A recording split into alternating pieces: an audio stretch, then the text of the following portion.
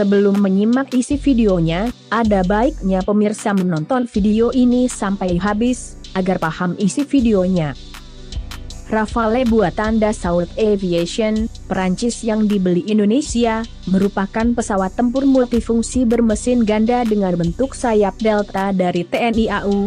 Jet tempur Rafale Perancis yang dibeli Indonesia untuk TNI AU dilengkapi sayap kecil yang sangat efektif untuk menghasilkan gaya angkat dan menambah kelincahan bermanuver.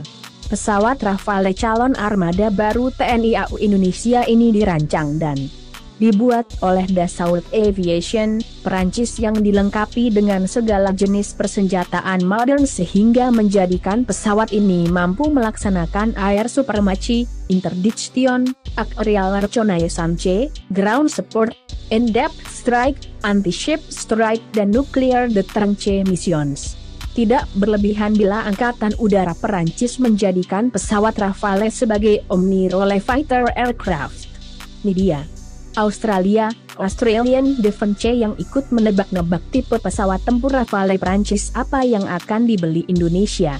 Pabrikan pesawat Perancis mengatakan dalam siaran persnya bahwa Indonesia akan menerima pesawat Rafale generasi terbaru mulai tahun 2026, yang menunjukkan bahwa ini akan menjadi varian F4 dari Rafale, tulis Australian Defence dalam artikelnya terbitan 15 Februari 2022. Rafale F4 akan menampilkan radar yang ditingkatkan dan tampilan yang dipasang di helm, sementara infrared search and track (IRS) akan ditambahkan ke sistem optronik jarak jauhnya.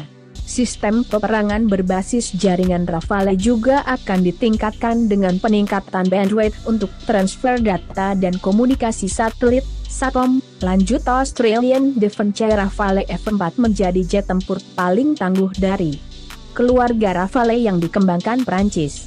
Standar F4 menandai langkah baru yang datang setelah standar F1, khusus untuk pesawat pertama Angkatan Laut Perancis, F2, kemampuan udara ke darat dan udara ke udara, F3, dan F3R, keserbagunaan yang diperluas, terang Dassault Aviation.